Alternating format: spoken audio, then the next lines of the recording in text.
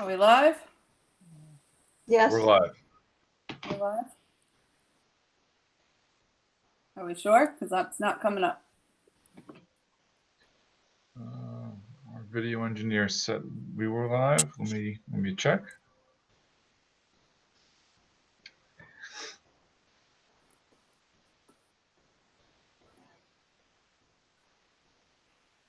Hold on.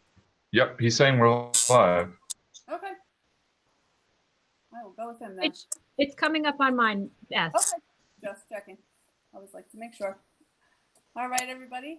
Welcome to the first budget and facility work session of 2021.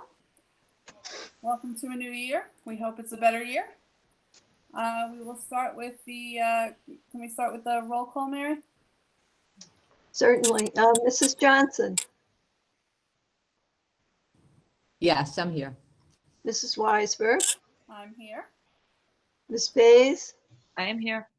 Ms. Brooke, Here. thank you, Ms. Epstein, Here. Ms. Gilliar, Here. and Mr. Greenstein. Here. Thank you. Okay. Nora, do you have your flag for us? Of course I do. I always have it right next to me.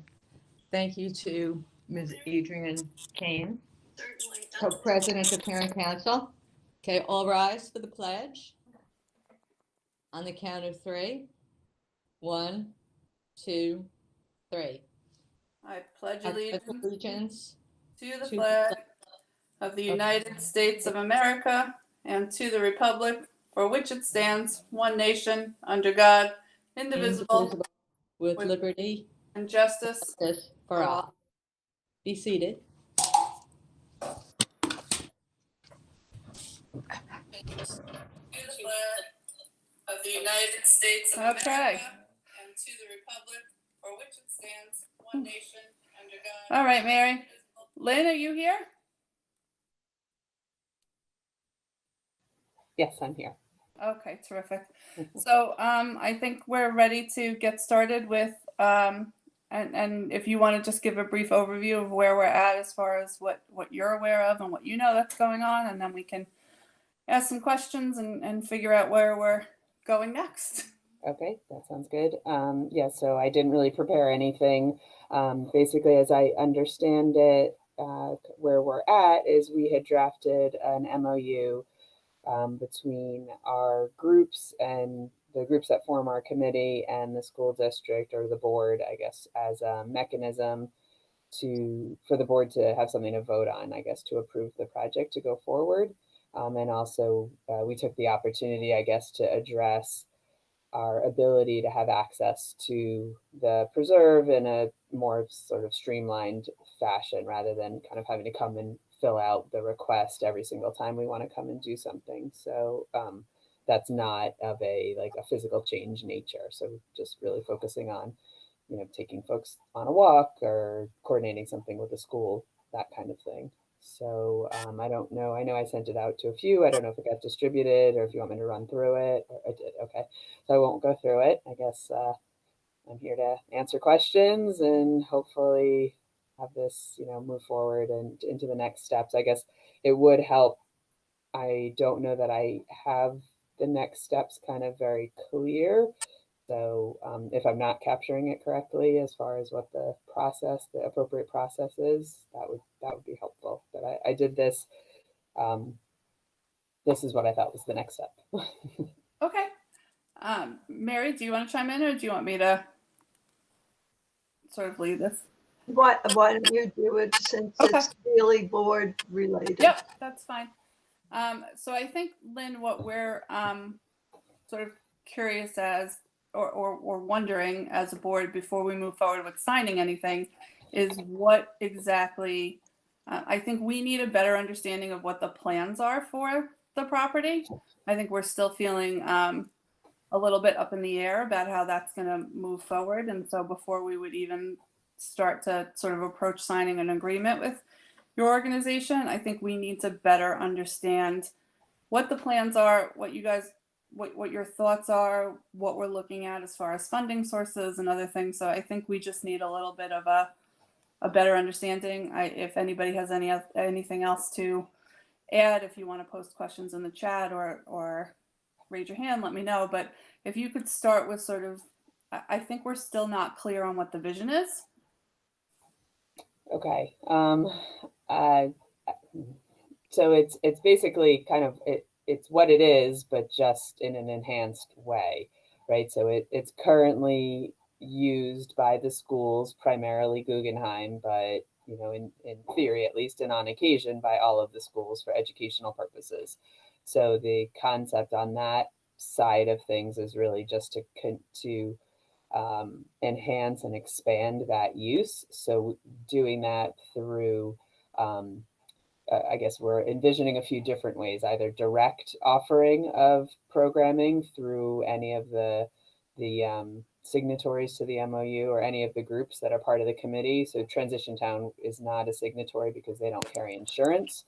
So we decided not to include them on the MOU since a part of it was to address the insurance question. But for the others to be able to host a walk or coordinate something with a classroom or an after school program.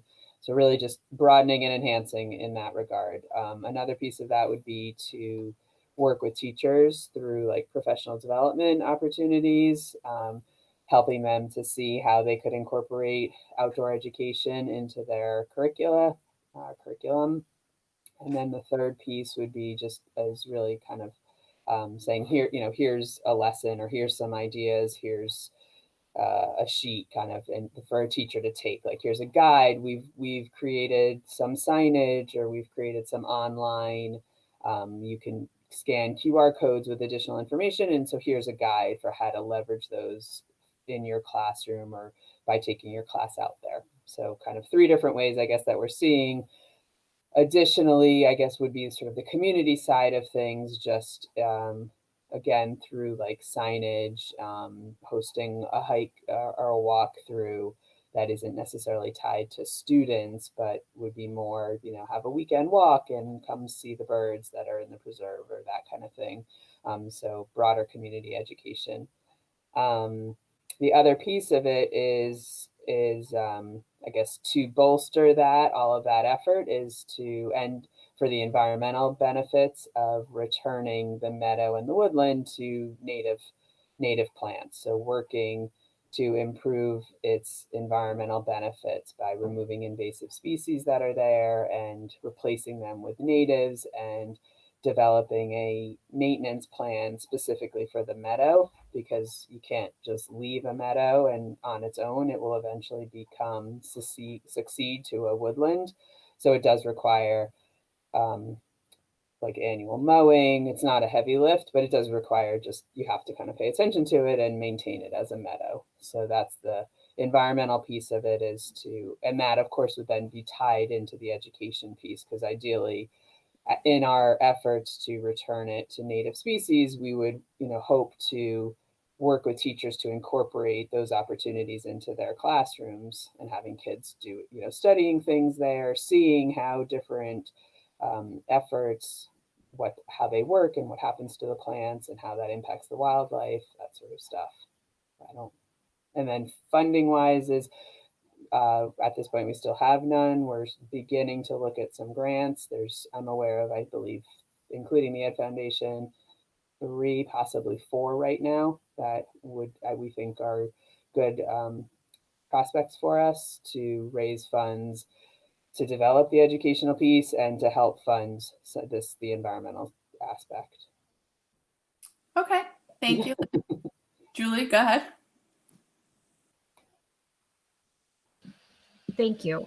Thanks, Lynn, for outlining that. So I have a couple questions that I'll start with, and then I'll give the floor over to some other people I see have questions. And if we need more time, I'll come back then. I saw the introduction in the MOU of the Lytic House and PW Green. I'm just curious if you can please elaborate on all the affiliations of the different organizations and who all of the signatories will be and their affiliation. That's my first question. And I guess my second question is,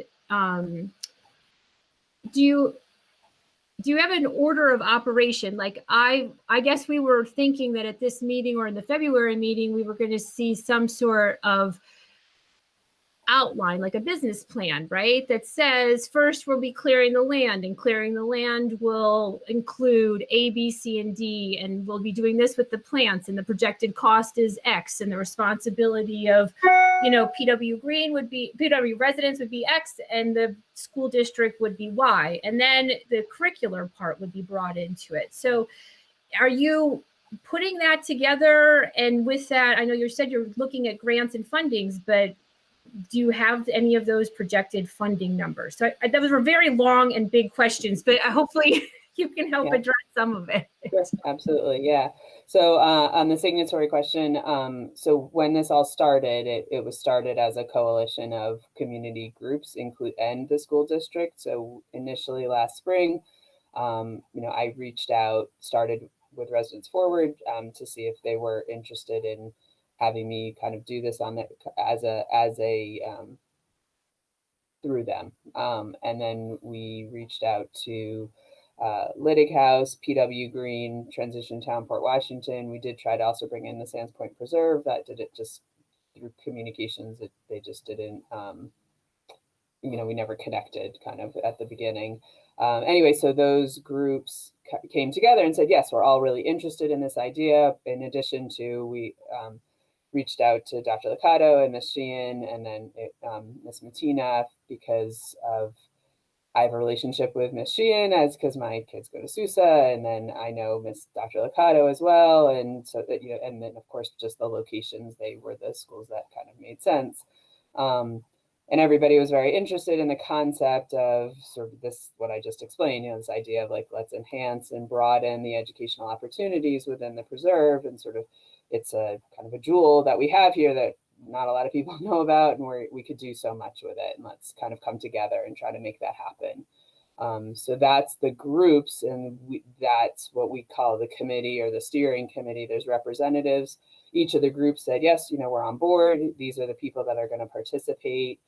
So it's been the same folks representing their group on this committee, and we meet and we're really, so to answer the second question is, it's all still kind of developing in terms of concrete plans. So I think we initially worked on the grant for the collaboration with the Park Service. We were awarded that, and so now working with the Park Service, which has been fantastic, we are going through the process of, we've identified, we've come up with a vision mission document.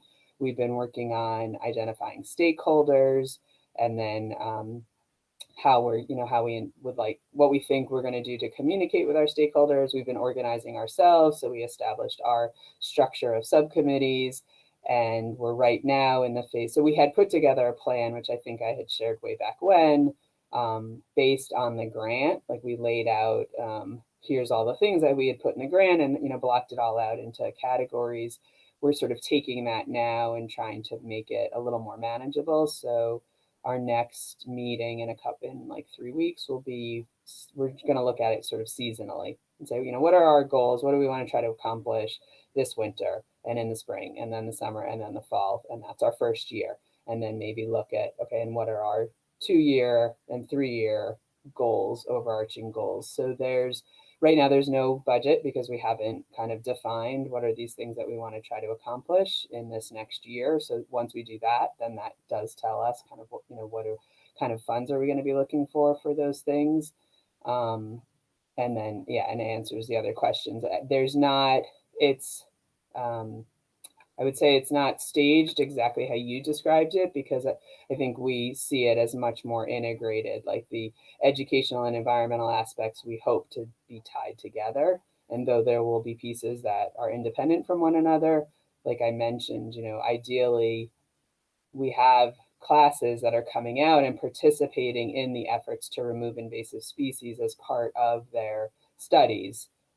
Whether it's for science or whatever subject it might be, and that's tied then to us figuring out, okay, how do we help the teachers see how they could use that effort in their classroom, right? So So we'll take kind of pieces of the overarching efforts and say like, okay, this season, you know, our goal is to come up with, you know, let's say this winter, you know, 3 lessons or something, or, you know, maybe 1 lesson and 1 activity that we host and 1 professional development, something like that. But we have a subcommittee that will, now that we've defined those and people have volunteered for them, they'll take the lead on doing that. And the way we've structured it is like the subcommittee will come up with their proposal. They'll bring it to the full steering committee, which meets about every 3 weeks. And anything, depending on how the MOU goes, anything that needs to come to the board for final approval, you know, would come to you. And then, you know, that's kind of the process that we're seeing that we've been working to put together. That answer your questions? Julie, did you have anything else, or do you want to? I'm going to let Deb ask her questions because she's been so patient and I asked several. So, and then I can come back if I have more. Okay, go ahead, Deborah. Thank you. Hi, Lynn. Welcome back. Hi. I had questions about why Lydig House was included, and you answered that, I think. So Julie asked the question. Now I understand, and I understand the thought behind it. I see that the MOU ends in 2 years after it's signed. So I'm guessing that you don't want this just to be a 2-year off kind of thing, and then we're done. So what is there a vision for, not perpetuity, but some type of longevity for the program? And what do you envision for that? Right. So that's a key piece of the grant with the Park Service. So I probably would, one of the Park Service folks put together this great slide that shows like we're in our getting our ducks in a row stage this year, and then next year is like the doing year, and this is sort of like loosely defined, not that we're not doing this year also, but and then the final year, he just did it as a 3-year, was that we need to look at sustainability and in perpetuity. I picked 2 years for the MOU because I was just trying to be reasonable. There was sort of no rhyme or reason to it. I mean, frankly, I'd be happy with a 5-year MOU, but I just didn't know what was the board's habit kind of for this sort of a thing. But yeah, this is the intention, right? Is whatever we do it so that it's long-term sustainable. There's not much point in putting in all this effort if we're not going to be able to keep it going. So that's a financial question. It's a management question. It's so maybe to preempt the question and hopefully not open a can of worms is, I mean, I will reiterate, we have all gone into this knowing full well that we have no expectation of money from the school district. We have no expectation other than, some facility support for ongoing, keeping this going. So. Great. So you anticipated my next question. Is it still your belief that you will not be asking for any money from the school district? And you've already said it, so I'm done. Yeah. Unless you guys, decide that like we have it and we want to put it in the budget, like we're not coming, obviously it's out there. We're more than happy to accept it, but we're operating on the assumption that that's not an option really. So I'm going to chime in here before I move on to Rachel. We did briefly meet with the attorneys for the school district this morning and had a conversation about the MOU, and we definitely are going to need to have some further discussions before we have something that looks anything like what I think are prepared to be voting on. Because we do need to address some of the concerns that you had, which is access to the property, and I know Mary was concerned about things like liability and insurance issues and things like that. So, and I don't think the agreement addressed the things that the school district was concerned about as far as our attorneys and our business officials.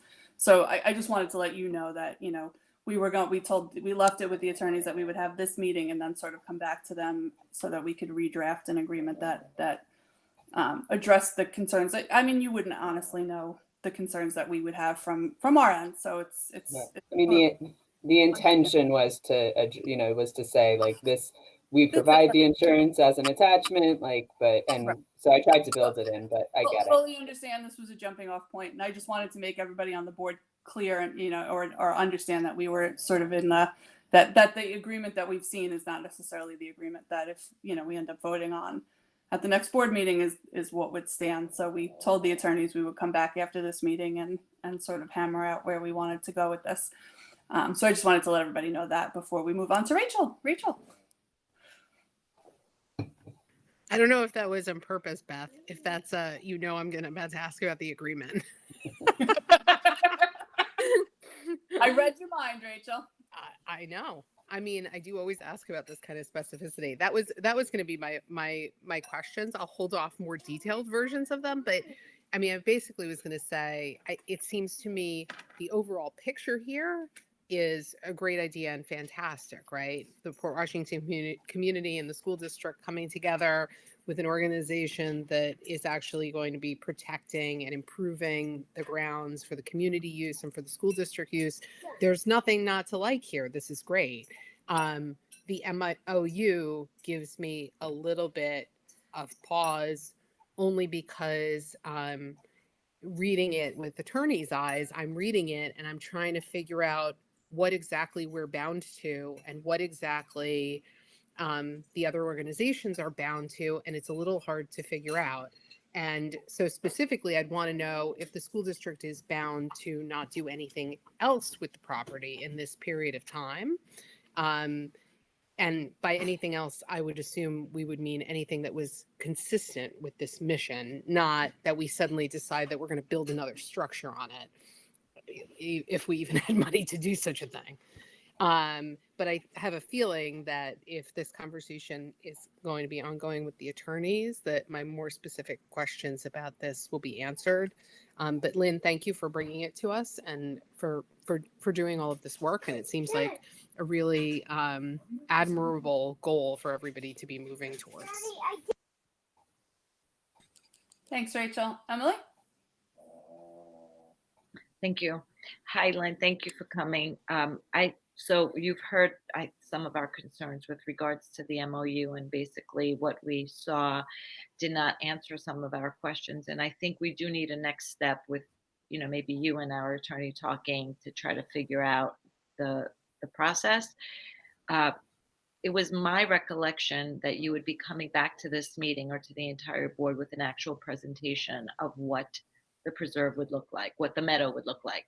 So I know that you've been meeting. I understand you've met with the Lydic House and PW Green, but I think what we need as a board, aside from an agreement on, whether it's called an MOU, whether it's called a lease or whatever it's called, is we need to see a plan, a business plan per se, about basically saying, what you're doing on the property, what is it going to look like, who is going to have access to the property. So, I mean, we've discussed the school district, we've discussed the community, but we need to see something concrete so that we as a board can vote publicly to proceed to the next step, which would be to have our attorneys and your attorneys get together and put together an agreement. So before we can even get to agreement, I feel we're jumping a little bit the gun. We need to see a plan. And that's what I thought we were going to be seeing today. So that's where I think, and I'm just kind of like, the board knows I'm the process person here all the time. I always want to make sure that we're taking the proper steps to get where we need to go. So I just wanted to add that. Right. So I guess my response is that, we're not separate from the school district or you guys. And I guess that's where I'm like, all of those questions are questions that we're working through together. So right now, the people we're working with are the principals and the vice principal. And what I tried to build into the MOU, and, obviously like language can change, but was they are part of that committee. And I guess maybe this was the difficulty was in trying to make that clear. But so I would not want to have to say, okay, here's the plan. Can you guys vote on this plan? Like, that plan is supposed to be developed together through your, whether it's through them as the representatives or the delegates, with provisions to kind of come back on things that need to be brought to the board's attention. And so I think that's where there's been this disconnect between what we're doing and like some of the questions, is because I don't see it as like we're proposing something to you that we're asking for approval. We're saying, okay, we're doing something collectively. Like we've come together and we're going to work through this and answer these questions together. And it's really, we're just looking for, I don't understand this, right? I'm not on the board. So we're looking for whatever we need, because apparently we need something more from you guys even to be doing what we're doing, is the impression I've gotten. So I don't know if that, Emily, if you can maybe like. I don't know. I'm thinking about what you're saying. So I think what we need is, again, going back, this is a piece of property that the school district owns that is being used somewhat by the school district.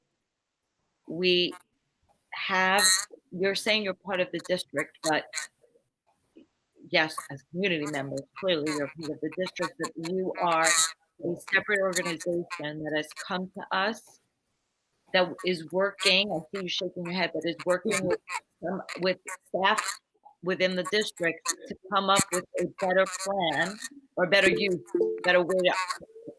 to use the land. So I think we still need, and I'm working through the process now, right? I still think we need some sort of presentation and it's not a business plan, but some sort of, this is the vision that the committee that has already met has for this property. We are going to put it, and I'm making things up, right? We believe we could do 30 new plantings. We believe that we'll have 10 benches. We believe that we will have, our vision is to see 30 different walkways. I'm completely, making up whatever. And in order to do that, we would need this much money. And this is how we're going to get this money. Residents Forward is going to fundraise. The Lytic House is going to fundraise. PW Green, whatever. The district has to pay for it. And once we get that money, do you see what I'm saying, Glenn? This is how, I think, that's my thinking. Yeah, can I chime in here? I think, Emily, the problem is you're at a place that Lynn isn't at. And I think what Lynn is trying to accomplish right now is what we had said the last time, which is we need to make sure as they're coming in to the property and putting time in to develop exactly the plan that you're talking about, that they have the permission to be there, that they're able to access the property, and that they're able to, that they've provided us the proof of insurance and other things that I know Mary was concerned about. So I think perhaps the issue that we're having is that the MOU went further than we're ready to go right now, and that we need an agreement sort of in between what was proposed by Lynn and what, and where we're at. So that she can get access, so that she can get access to the property, and that they can start to develop the plan that you're talking about by having these meetings and having people have access. Mary, does that sound like correct, Mary? Like we need so to. If it's just insurance, then why can't we work that out? I don't think it's just insurance. I think that they also needed a commitment from the district that we would be willing to work with them. I think there's more to it than just insurance, but I think that they're just not at the point. I think that there's an agreement that we need to develop with them, that I think Deborah had commented that our attorneys might be better able to prepare than they were. Mary, can you just maybe chime in a little bit? Because I know that this started with a concern that you had about people accessing the property. So maybe you can chime in a little bit also. Well, it definitely has to do with access to the property and any potential liability for the school district, which we do not want to assume. So that was why I suggested to Lynn a type of lease agreement, which would then really limit the use of the property so that no one else really would have access to it the same way they would. and would put more responsibility on those groups.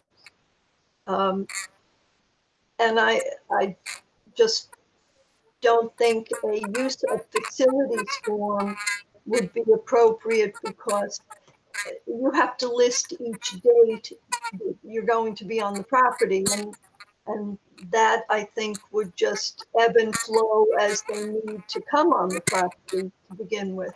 So yes, I think it requires maybe a two-step process, an initial maybe 6-month agreement, which would allow them further time to formulate their plan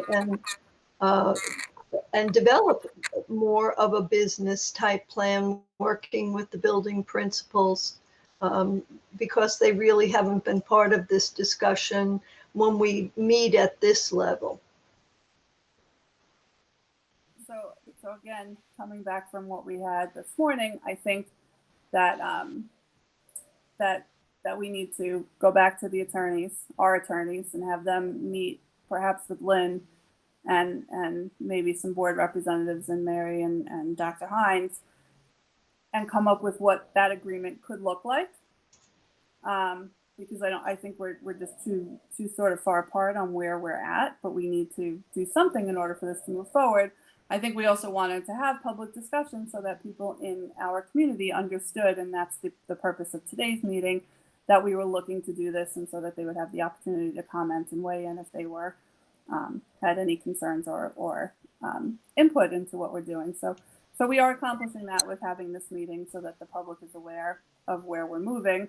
I think the next steps, Lynn, are going to be to really kind of sit down and hammer out where we need to be with this current agreement, and then when we would be making the next steps as far as, more to what Emily's talking about, where we have a plan and this is the plan and this is what we're going to move forward. And this is, as she said, what we would commit to do and what you would commit to do and all of those sorts of things. But that's Yeah. Go ahead. I was just going to say, I see it as like right now we're looking to, I guess, have an agreement to partner on this. Right. I And think we're all on the same page. I just think the agreement that you sent maybe went a little further than we're quite prepared to do without more formal plans. And I think that's just the current issue that we're sort of up against. But I wanted to go, I know Deborah and Rachel both have questions. I don't know who was first, so whoever was first, if you happen to know. Rachel, then Rachel goes first. Thank you, Deborah. I don't know that I have that much to add at this point. I think, Beth, you jumped in well. I was just going to say, I understand the picture of not wanting a lot of specifics yet, and having it be that we're entering into a collaboration. So the detail that I was looking for was more obligations on each side, and less what exactly does the end of it look like, because it seems like a collaboration between this organization and the schools and the district sounds like a good one. Thanks, Rachel. Deborah? So I was struck by the comment that we might limit who has access to this area, or whether we're talking about the meadow, the trails, or what. And to me, and I don't know if that's part of the proposal or not, or part of the thinking. I understand it could be a liability issue. I don't know how it would be different than somebody running on the track, or using the tennis courts when the students aren't using it. So I was just wondering if that is something that is going to be discussed and fleshed out, whether in the memorandum of understanding or some other platform. Mary, I think you could weigh in on that. I don't think you were talking about limiting community access the way we would allow normal community access. I think you were talking about something a little different. Well, my thought is that during the process of redeveloping and enhancing the land, you probably don't want all sorts of people in the community just strolling in, and that it would be this collaboration of organizations that would be coming in doing their volunteer work. just my expectation. It doesn't mean that that's what would actually happen, but if there is an agreement with the school district to allow this overarching group the sole use of the property while it's being redeveloped, I think that's fair for them as well, because if they don't want to have their work destroyed by someone just coming in So unplanned for.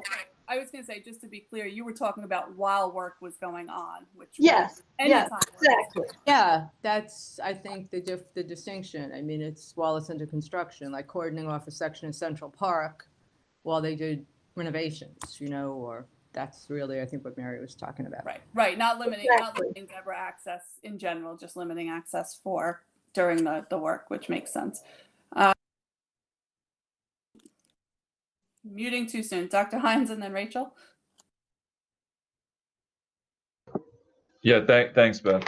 What I'm going to do is after this meeting, either today or tomorrow, is reach out to the principals, to Dr. Locano, and certainly to Ms. Sheehan, and speak to them to make sure district office is on the same page. And when, you know, when we spoke, well, a few times, I think everyone here believes what you are looking to do, working with us, is an incredible gift to the community. And so first and foremost, I want to say that. And I think right now it's about crossing our T's, dotting our I's, making sure we're all on the same page.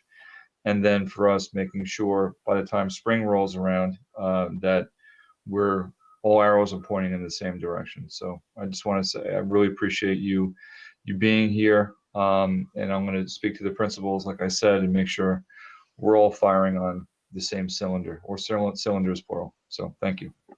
Appreciate that. Thank you. Thanks, Dr. Hines. Rachel and then Julie. I'm good. I accidentally just left my raised hand up. Okay, then Julie's next. Sorry. Couldn't find the mute there. Okay, so I think Beth actually enumerated it very well, but because there's been so much discussion, I just want to make sure we're very clear and all coming from the same place. I wrote down 2 actions that we're looking at moving forward. And the first action, as I'm seeing it, and now I'm a little muddy just based on something Mary just said, but I thought the first action was that we need to go back to our attorneys and ask for what agreement we can look for, whether it's a facilities use or a modification of facilities use agreement, basically so that this organization can come in and survey the land, right? Survey what they need to be done so that they can, to Emily's point, decide we need 10 bushes here, we need 5 benches there, we're going to be doing a path through here. Is that first of all everyone's understanding is that's where we are first for step 1? Or has that survey and that plan, that idea been already formulated? Well, I was going to say, that's not really how it works, I guess. So that's an aspect of it, I guess, as we're sort of contemplating, you know, where's the best place to lay the trail, or what kind of trail network would best maximize the opportunities in the preserve. That could, and there is a survey aspect in terms of understanding what's growing in the meadow and what the wildlife is. But I think that'll be an ongoing process. So that won't be like a time limited event, really. Like it's really an ongoing thing, because meadow maintenance will constantly for a long time will require us to continue to do that. Eventually, like we'll lay the trails, hopefully, and that will be done.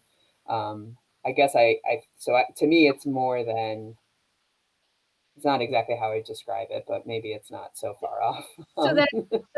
So I guess then for clarification, what more do you see the access at this stage needed for? Is it for the curricular aspect that you were going into, or something? Yeah, I mean, I think it's a combination. So it's saying like, okay, what I'm envisioning is, yes, we want to be able to bring a group of folks out there, either with students or without student, or, you know, whether it's adult volunteers or it's with a classroom, to as spring comes on to start to identify like, okay, what are we dealing with and how are we going to approach this? Or this classroom, maybe we've already decided you guys are going to do some manual pulling, but this group is going to do something else. So there's that piece. Then there's also eventually saying like, yes, we've decided there's lots of clumps. So I don't know if you've been out there lately, the meadow was mowed down very, very low. So what's left is there's a lot of growth around some trees. And those clumps are invasive as well as are some of the trees. So conceivably, if the MOU was intended to say, if we pull together a group of volunteers to go out and because this is a physical thing, we would ask you first, like, we'd like to go out and manually remove those invasive species from around the tree. And then, when it's time to seed, we would put in some seeding or something like that. But that this MOU would allow, in at least the aspect of going out with volunteers, obviously the removal would say, can we go ahead and remove these things? So, so I guess we're looking for being able to go out and do things there without, like Mary said, without having to come back every single time to say like, well, we want to do a walkthrough because we're trying to figure out where to lay the trails. So I'm going to go out with like 5 or 10 people and we're going to sort of explore and drop some points and say that, these are interesting places and we'll overlay maps and eventually we'll lay out a trail based on that. Like that, we want to be able to to do that and not have to come in constantly and ask for permission. Right. If we want to go out and say like, look, we're looking to do some invasive species removal and some planting, like we want to let you know, like, here's what's happening. This is a physical change. This is the reasons why. But like invasive species management is long-term, ongoing, not a quick thing to do. Right. So then, okay, so I hear there's 2 things happening, right? We have an environmental aspect and we have a curricular aspect that are happening.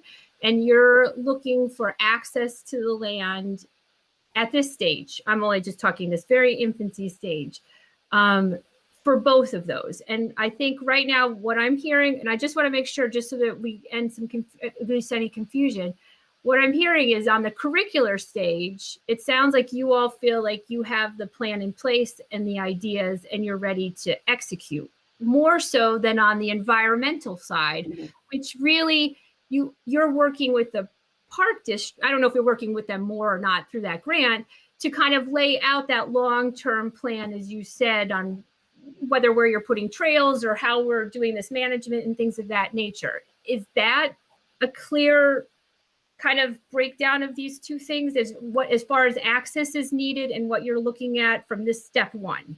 Is that kind of some of the details are a little off, but yes, broadly speaking, yes. Okay, yeah, I'm sorry, I'm not good on all of the planting and environmental details, and I apologize if I'm not getting it correct. Right. I'm just trying to do the process, just like Emily was saying, because I work that way as well.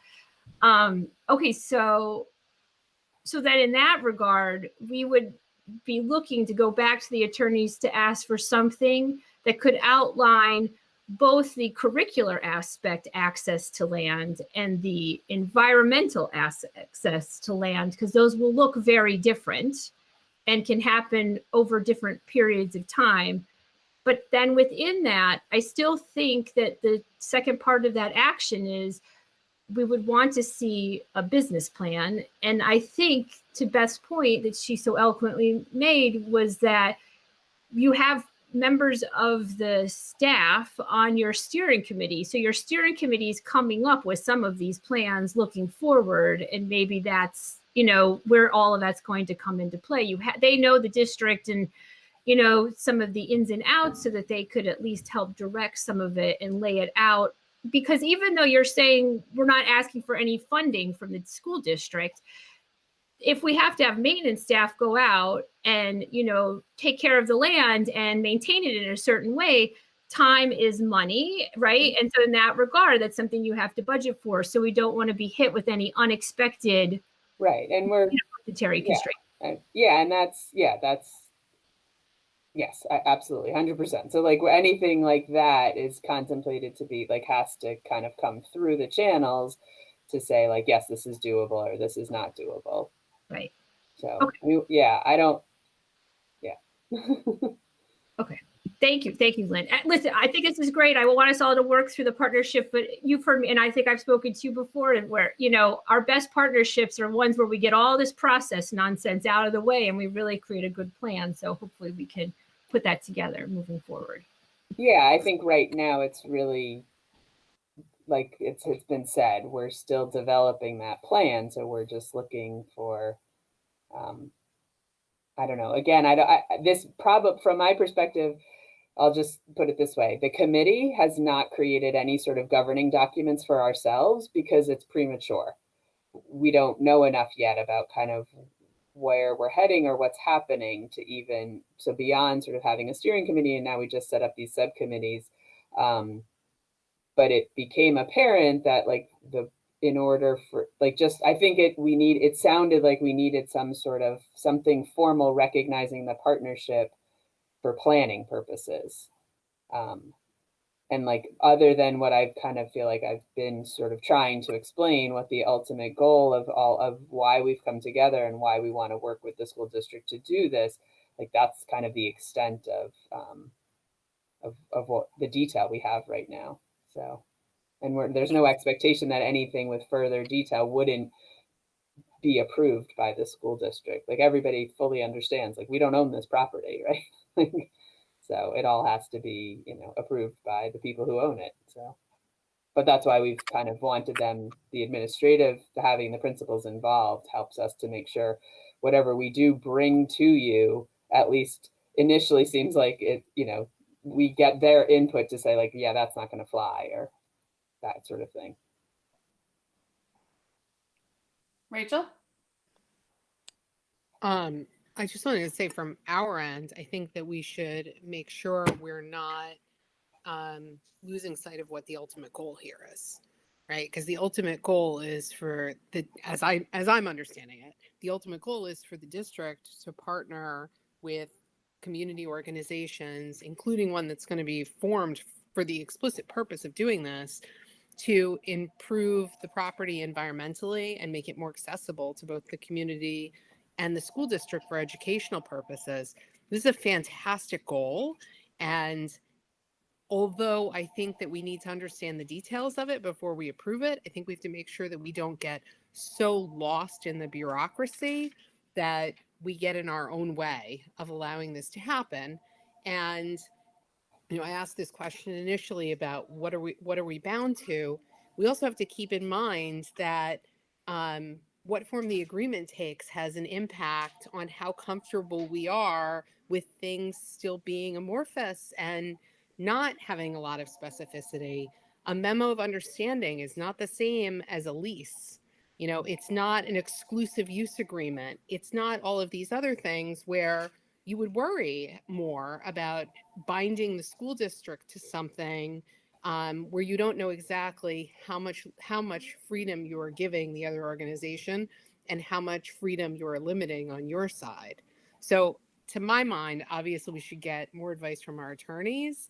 A memo of understandings does seem like the appropriate vehicle here. I wouldn't want to see something more specific, and it doesn't seem like the community organizations want to lease the land. They want to be entering into a cooperation agreement with the school district to say, we all agree that this is a fantastic goal, that we want to limit the invasive species, that we want to be improving the property so it can be used better. And we're encouraging native plants to grow there. We have environmental purposes, we have education purposes. Let's keep our eye on the ball as we move forward and make sure that we are all not getting in our own way here too. Rachel, I think we're all in agreement that that's the next step. So the next step, Lynn, and perhaps we can task Mary with and Dr. Hines was setting this up, but I think the next steps is to have a meeting with Howard and really go over what our expectations are and what Lynn's expectations are, so we can draft an agreement that sort of meets this preliminary ability for Lynn and her organization to have some access to the property so they can actually develop the plans that we keep talking about, and they can continue to meet with the school district personnel and the community organizations. So Lynn, I think we're all on the same page. I think we just need to develop an agreement that more reflects what the district is looking at and what you need right now, and then we can always move forward and change that. So I think we'll be in touch with you. Larry, do you have something to add real quick before we move on? Yeah, just quickly, I think like we're getting ahead of ourselves. You know, it's like we're talking, as you said, this is going to be a really multi-year thing. At the moment, I think what we're looking for is, you know, to sort of have them come up with what the goal is. I certainly don't think anybody's going to be walking our property for curricular purposes without a member of our staff. You know, do we want somebody else designing our curriculum for us? No. Are they going to be removing a tree without letting Mr. Restano know? No. You know, so I mean, so the reality is we're going to be involved in every bit of this. If there happen to be a couple of people walking the trail on Saturday taking notes, it's going to be no different than the 10 people out there walking their dogs on Saturday not taking notes. So, you know, I think we're sort of making a mountain out of molehills, and that's probably what happens when you put 5 lawyers in a room. But I think, you know, I would go for as small a document as possible. Yes, this is what we want to do. We want to work together, and as things move on, we will specify the details at some later date. But you know, at this point, these committees are set up. These people are members of the committee, and district staff are members of the committee, and it will come up with a report, just like a PTA or HSA will do with us in terms of designing a playground. We don't make them do an MOU to go out and look at the playground and decide what equipment they're getting. So, you know, so I know that this is not technically a school-based organization, but I think it's going to behave pretty much like one. And again, so anyway, so I would like, you know, the fewer pages, the better, I guess is my comment. I think we were all in agreement, and I think that was actually Howard's sort of comment this morning when we met with him, was that this was more overarching than it needed to be, and we just needed something a little, you know, briefer and to the point, as you said, Larry. So we'll go ahead and schedule those meetings to happen, and we'll get this moving forward, Lynn, for you, so that you guys can start doing the work that you need to do and move forward. Happy though that we had this meeting, because we did need to have a public meeting so that the public understands that we are going to move forward with this project. So that was important. So I think we've fulfilled our obligations to keep in keeping the public informed as to what we are moving forward with. So we've done that. And I think, Lynn, you're welcome to leave the meeting if you'd like. You're welcome to stay if you'd like, whatever works for you. But we will be in touch with the attorneys so that we can get something going, so that you can have, like I said, the access that you need to move forward. Okay? Okay, that sounds great. Thank you very much. I will say, maybe just if it's helpful, I will send to Mary and Nora our vision mission statement. So at least it sounds like that might be something Thank you. useful for you guys to see. Yep, that would be helpful. Thank you. Thank you, Lynn. Yep. Thank you you, Lynn. all. Yep. Thanks. Bye. And that leads us to Mary to move on to, and perhaps Jim, but I'll let you guide that conversation. Let's move on to our forward-looking plan for transfer to capital for the next budget year. Thank you, Beth. We did have one meeting already where we reviewed what we had planned for the existing school year in our transfer to capital line, and the fact that we have about $1,444,000 in that code presently. Although half of that work has been done, the roof work has taken place, and the funds that we set aside for the cafeteria will be spent with the high school project. So that money is all accounted for. And now we're looking at our 21-22 budget. We have lots more roof work. In preliminary discussion, Jim and I at least think that items such as recoating the track and the tennis courts can wait until 22-23, because sealing the building is the most important work, I think, preliminarily that we do.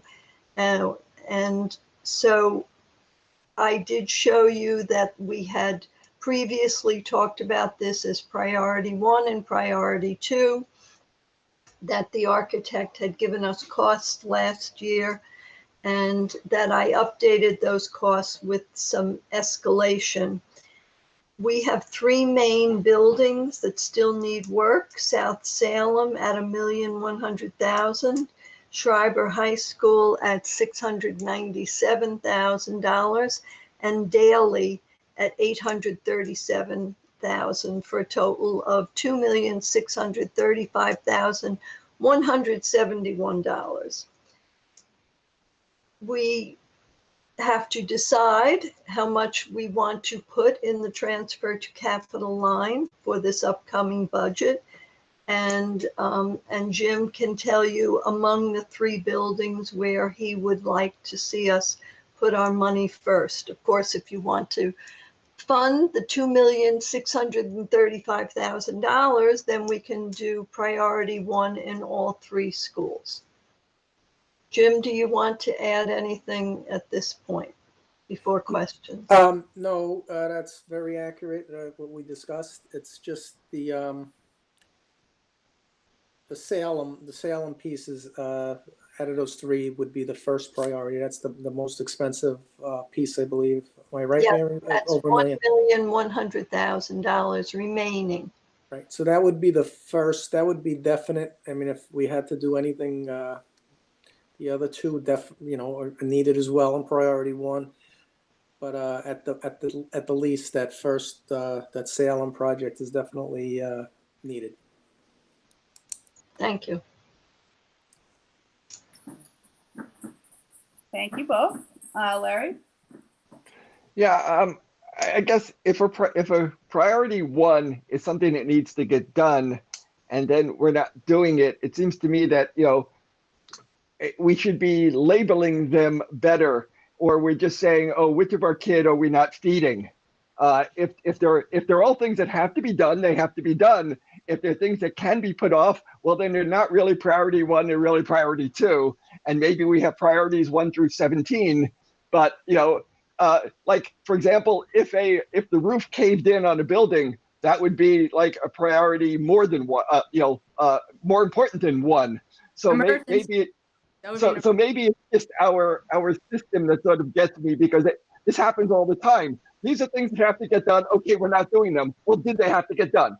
Obviously not, because we didn't do them, and the world didn't end. So anyway, just to be a little bit more maybe granular in terms of this needs to be done, or within 5 years X will happen. This needs to be done, or within 6 months Y will happen. This needs to get done, or tomorrow we're going to have to close school, and that sort of thing would help us sort of figure out how much of our budget we want to invest in having these things done, currently, because every time we delay, we just dig a deeper hole for the following year. So I mean, if you say we need 2.6 million, you need 2.6 million, and and if we give you 1.3 million, you're going to do half the work, and if you do half the work, we may be putting people at risk because we may have unsafe buildings. I mean, I assume these things are not cosmetic. I assume that these things are structural and important, and leading to the to the safety and educational ability of our buildings. I understand your thinking, Larry. We broke these down into priority 1 and priority 2 based on the years in which the roof sections were put on the building. And for example, when we talk about the high school, we have in the high school 6 sections that are considered priority 1. There are another 11 sections that are considered priority 2. We really didn't know how else to put it. And certainly we are saying that based on their useful life, that this is the time that they should be replaced. But we also understand that funds are not infinite, and that we really try to provide you with some options within that. So these are not based upon any examination of the roof to see, you could have a 10-year roof that can last for 30 years, and you can have a 10-year roof that lasts for 10 years in one day, and probably walking on it after the 9.5 years, you would know which one that roof may fall into. So have there been any examinations of this to prioritize them besides the year that they were put on? Can I, Mary? Yes, go ahead, please. Yeah, I know the architect did walk every roof section with Jim. Yeah, we've done a lot of investigative work. The roof on Salem is, we actually wanted it done last year, and we cut that back because of the major concerns with other things that came about. So that roof is, it's in need. It's in need, and and again, I don't want to say that the sky is falling, because I don't usually do that, but the roof is in need, and it's been in need for probably over a year now. So that's why I said out of the priority one, that is the most important one out of the priority one.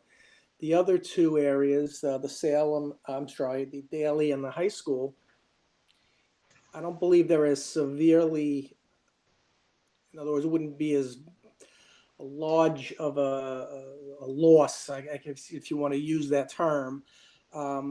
Salem's piece is over the whole second floor of the building. So if you want to look at it on those terms, but do they all need to be done? Yes.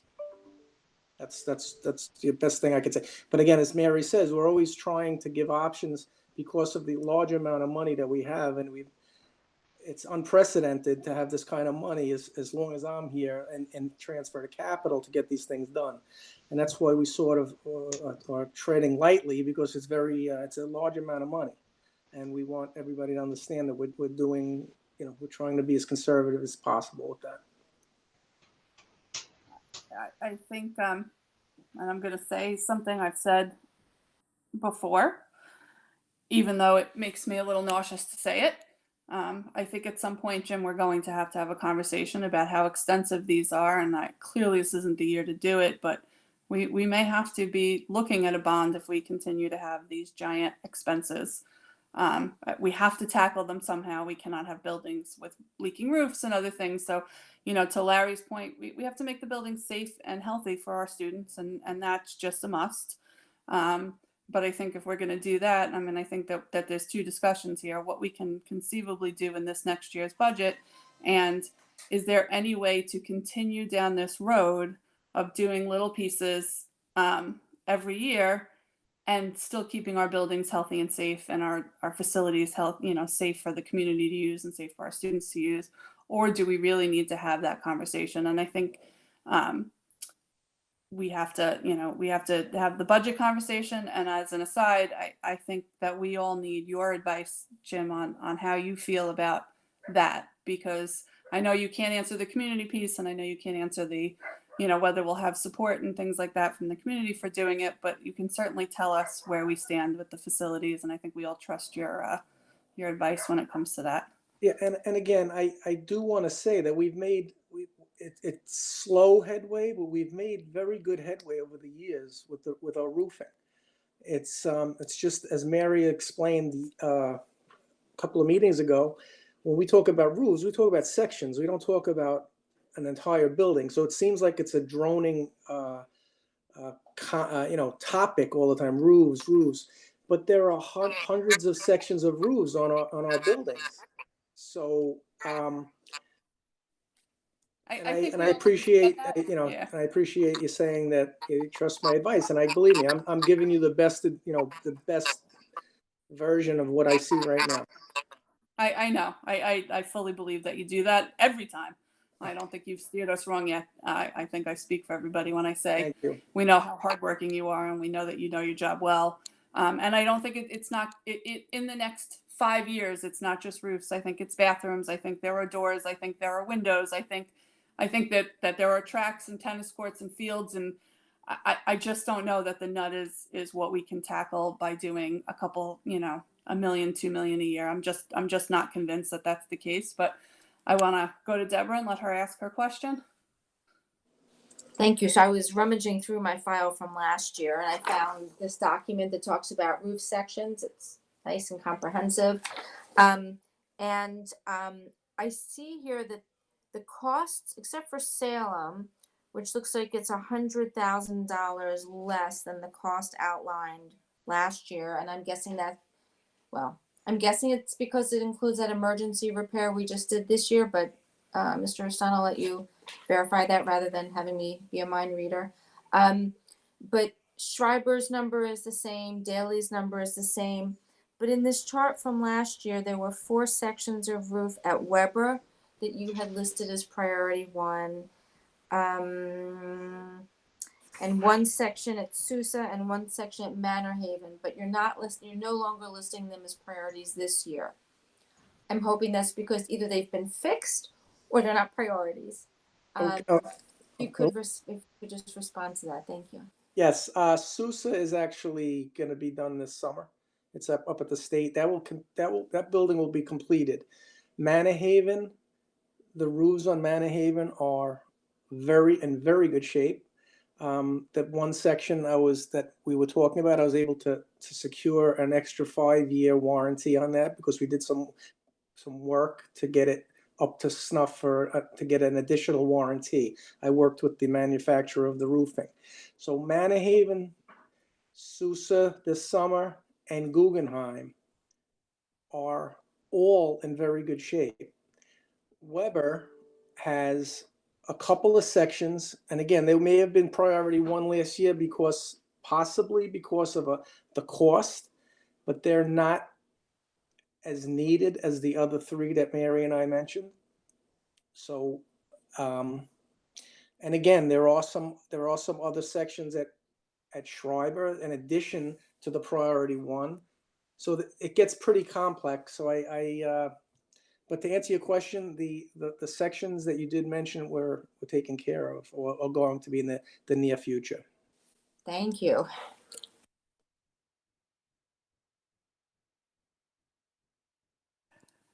Does anybody else have anything they'd like to add? No. So I think, Mary, what you're looking from Rachel. Go ahead, Rachel. I was just going to very quickly say I agree with you, Beth. It's time to have some serious conversations about how this works financially because, even though I think there are many things that we are doing without that I could say are must-haves, there are philosophical must-haves, and we literally must have roofs over the children's heads. The rest of it falls apart if they cannot physically be in the building safely. And so I trust Jim as well. And I think the stuff that he's telling us has to happen. We have to figure out how it happens because none of us wants a leaky roof over kids' heads. I think we're all sort of on the same page. And I think even though we really, really, we're looking to try to do this without doing a bond, I am becoming more convinced every day that it's just not going to happen fast enough. And it's not going to happen in a way that keeps things safe and healthy for our students and our community who use the facilities, even the tennis courts, the track, and other things that students are not. So I think that we have an obligation to look at this yet again. I feel like we do this every year, but I think we have an obligation to look at this again and really have a serious conversation.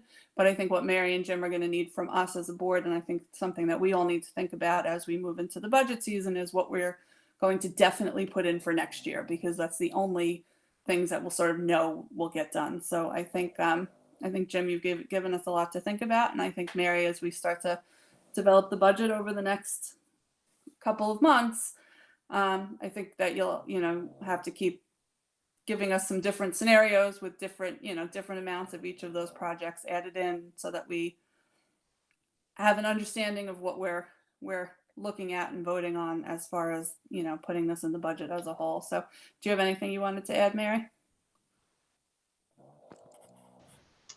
Not at this time. We are still developing the draft numbers overall on the budget, and I'm really not prepared to even give you a preliminary number, nor a tax levy limit, because that has not been issued by the state yet. Can you give us some idea as far as when that stuff comes in? It should be any day now. Usually it's the middle of January. So I would think sometime this week. Okay, terrific. Before I go to Larry and Deb's questions, I wanted to ask you one more question, Jim. What's our estimate for taking occupancy of Weber, the Weber edition? I'm glad you asked me that. We had the fire inspection today, this morning, and I did it over the phone with the construction manager. I guess, I'm quarantining until tomorrow, but over the phone with Justin and the fire consultant. There were a couple of minor items that we're taking care of as we speak, and we have to. Then we'll submit that to the state for a C of O. And, so it should be, and then soon. We're also waxing floors. We're getting the building ready. It's moving along quickly. We're almost there. Really the home stretch. Hallelujah. That sounds Yeah, great, Jim. definitely the home stretch. And it's a beautiful building, a beautiful addition. That came out really nice. I look forward to seeing it. Larry? Yeah, I just want to talk philosophically about the budget, not necessarily the budget numbers, but every year we have to make choices about what we are going to fund and not going to fund. And we tend to say, it's okay, we'll make it work. It's okay, we'll make it work.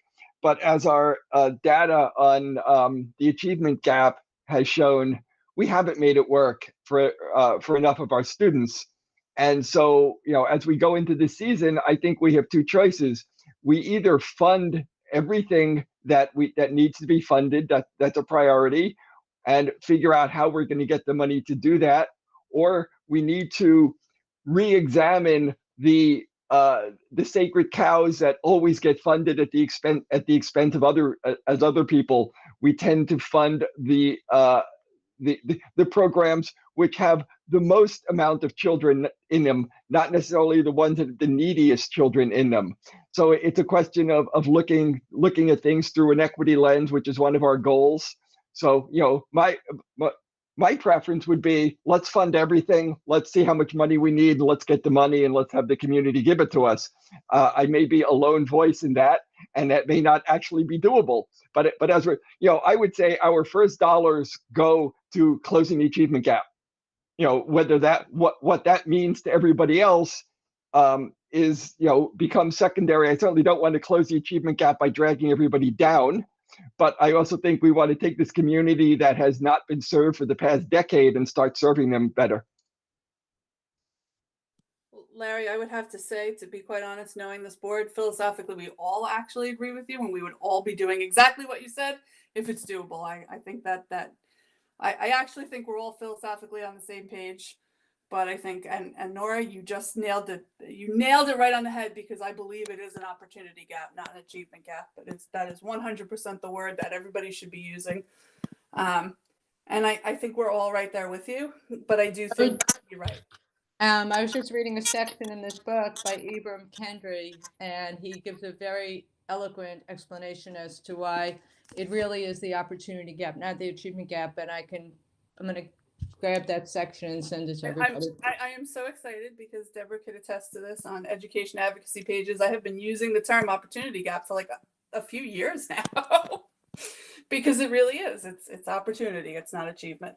But that's it. Larry, I think from a budgetary standpoint, I think we're all on the same page, and I think we're going to be doing one of two things: either taking a very hard look at programs or deciding to give the community an option. I mean, I think it's going to be one or the other. I don't think we're going to have much in between here. Deborah? Thank you. AKA the access gap. ACCE. That's the other one. Yep. Yes. Access. Absolutely. So I had almost forgotten my question. Of the track and the tennis courts, which is in more dire shape as of today, and have the costs to repair, replace, resurface, what have you, changed since we last discussed those two items? Is that for me, I assume? Sure, why not? Okay. I think they're equally as important. They're probably in the same category, so those two things should be done at the same time. They're equally the cost since we looked. Everything has been going up, so we would have to get new numbers for that. That keeps sliding down the scale, but we're gonna have to do that. Thank you. Does anyone else have anything they'd like to add? Seeing no other hands raised and seeing the time, I think we can safely wrap this meeting up until our next one. My apologies to everybody on this call and everybody in the community, but now that we go into budget season, I think we're meeting pretty much every other week. So keep your questions coming. Everybody email me with the things that they feel they need to discuss, because we do want to make sure we all have the background information. I think this is going to be a tough budget season. It is Mary's last, which is making me very sad. I'm sure I'm not the only one, but it's going to be a tough. Mary, not except for Mary. But I think it's not only going to be her last, but it may be one of her toughest. So let's keep moving forward. And all of you, I whether you're praying people or not, I need you to pray for good news that keeps coming out of the state, so that we don't have to take any more drastic action than we want to. And let's keep some good thoughts for a much better 2021-2022 school year, since that's what we're talking about now. So thank you all, and I will see you in a couple of weeks. Bye, everybody. Thank you. Thank you, Beth, and thank you, everybody. Thanks Thank so you. much.